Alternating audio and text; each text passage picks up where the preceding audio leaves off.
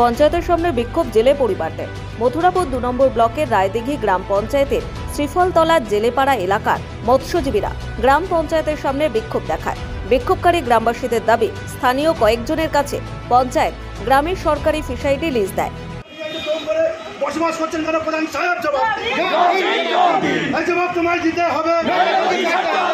আপনার মদতে আপনার ফিশারি আপনার দলের লোকেরা কেন জেলেদের জাল পড়ালো? প্রধান সাহেব জবাব দিন।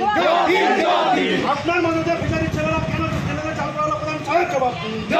রায়দিঘি গ্রাম পঞ্চায়েতের অধীনে শ্রীফলতলা পূর্ব কলোনি নদীমাতৃক এলাকা। ওই নদীমাতৃক এলাকাতে মৎস্যজীবীদের বসবাস। ওই এলাকায় একটি ফিশারি বরাবরই লিজে চলত রায়দিঘি গ্রাম পঞ্চায়েতের তত্ত্বাবধানে। গত 2 বছর ওই ফিশারি লিজ বন্ধ ছিল। আবারও রায়দিঘি গ্রাম পঞ্চায়েতের পক্ষ থেকে ওই ফিশারি লিজ দেওয়া হয়। ওই ফিশারিটি গ্রামবাসীরা নানাভাবে ব্যবহার করত, কিন্তু গ্রামবাসীদের অভিযোগ আছে যে ফিশারিটা লিজ দিয়েছে, ফিশারিটা আগেও লিজ হয়েছে, কিন্তু এরকম গন্ডগোল কোনোদিন হয়নি। ফিশারি যারা লিজ নিয়েছে তারা যাচ্ছে আমাদের নদী ধরে জাল পড়ে থাকে জেলেদের, সেই জাল পুড়িয়ে দিচ্ছে, ওনারা গাছপালা ভাঙছে, ভেঙে আমাদের পাড়া ছেলেদের দোষ দিচ্ছে। এগুলো যারা লিজ নিয়েছে তারা করছে। আর প্রধানে আমরা যখন অঞ্চলে মানে কাগজ চাই তখন কিন্তু আমরা একটা কাগজ দেয় না, তিরপল নেই বলে। কিন্তু যারা ফিশারি লিজ নিয়েছে তারা সেই তিরপল দিয়ে পুঁজি ডেকেছে।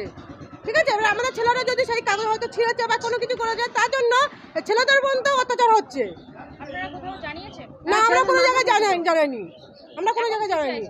আমরা চাচ্ছি প্রধানবাবু বাইরে বেরো হোক, আমাদের সঙ্গে কথা বলবো। কিসের জন্য ফিশারিটার লিজ বন্ধ ছিল, তাহলে সেই ফিশারিটা কেন লিজ দিয়েছে? আর বিশেষ করে ওনারা পার্টির লোকেদের কেন দিয়েছে? ওনারা বাড়ির লোকে দিতে পারতো, ওরা তো পার্টির লোকেদের কেন দিয়েছে? পার্টির লোকরা তখন জোর দেখাচ্ছে।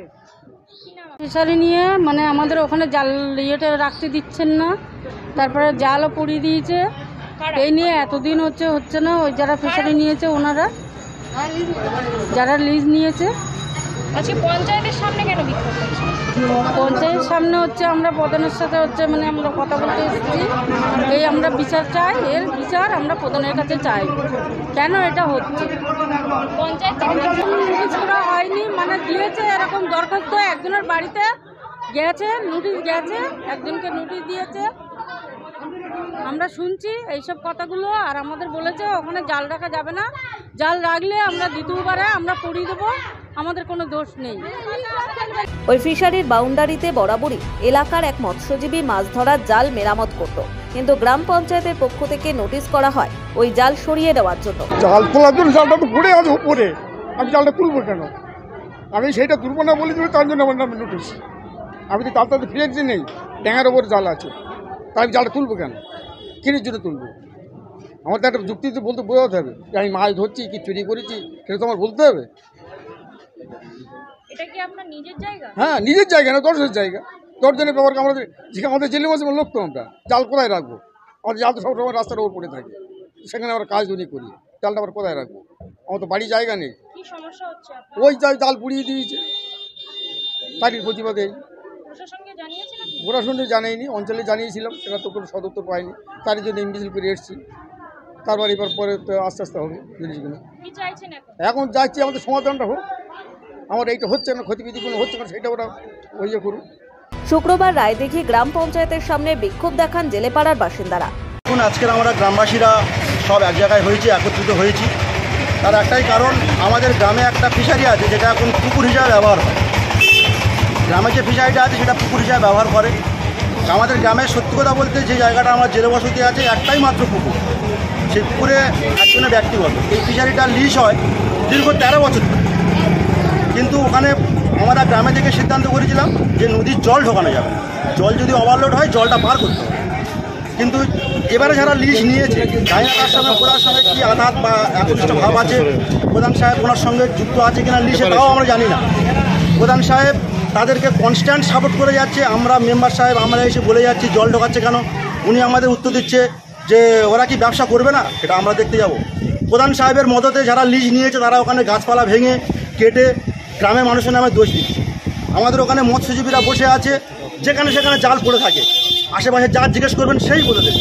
সেই জাল ফিশারি লিজকারীরা নিয়ে গিয়ে পুড়িয়ে দিল।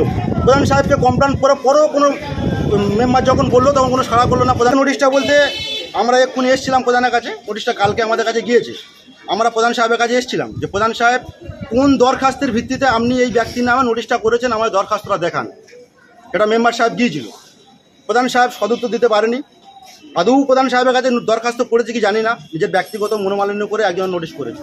যদিও প্রধান সাহেব করলো, অ্যাজ এ একজন আমি আম পাবলিক হিসাবে আমার প্রধান সাহেবের কাছে প্রশ্ন, আপনি তার সত্যতা যাচাই করলেন না? সত্যটা কি? সেখানে তো একজন পঞ্চায়েতি মেম্বার আছে, পঞ্চায়েত মেম্বার।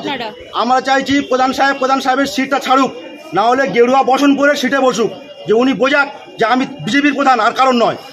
আমরা কেউ এখানে আসবো না, গ্রামের মানুষ কেউ আসবে না, উনি গায়ে গেরুয়া বসনটা পরে ওখানে বসুক। আজকের আমাদের সৎ উত্তর দিতে হবে এখান থেকে, তবে আমরা পঞ্চায়েতের গেট ছাড়ছি না, আমাদের দাবি এই একটাই। রায়দিঘি গ্রাম পঞ্চায়েতের প্রধান বিশ্বজিৎ সাহা বলেন, সিদ্ধান্ত নেওয়া আছে, ওরা বলেছে আগামী মঙ্গলবার দিন আমার কাছে মাস পিটিশন জমা দেবে।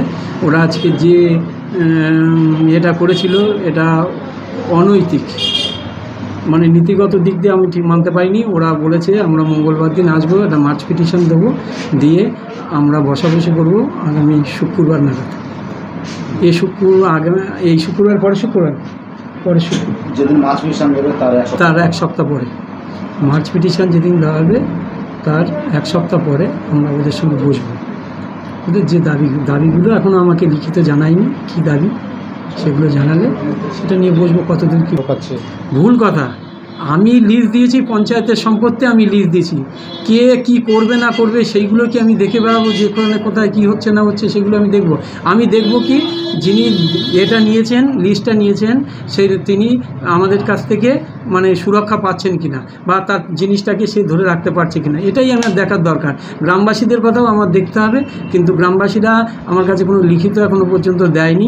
আগে একটা ওরা করেছিল, ওটা দিয়েছিল, একটা করেছিল, সেটাই লেখা ছিল যে নোনা জল ঢোকাতে পারবে না, এমন কতগুলো লিখেছিল, কিন্তু সেটা মোটামুটি আমার গত পরশুদিন দিয়ে গেছে।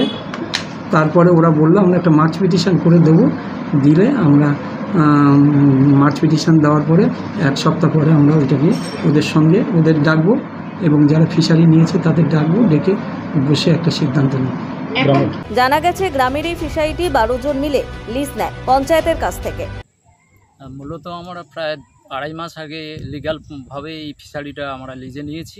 চিরঞ্জীব দেবনাথ আমাদের এলাকার ছেলে, ও ফিশারিটা মূল লিজার। আমরা পাড়া প্রতিবেশী মিলে প্রায় 12 জন এই লিজের মধ্যে আছি।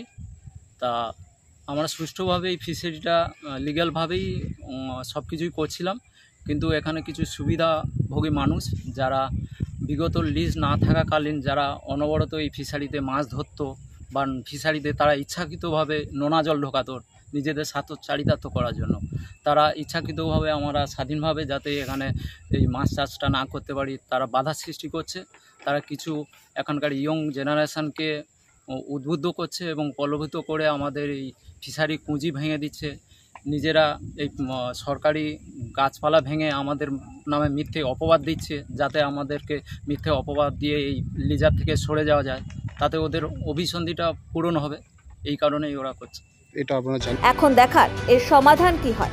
তবে এলাকাবাসীরা জানান, সুষ্ঠু সমাধান না পেলে তারা বৃহত্তর পদক্ষেপ নেবেন।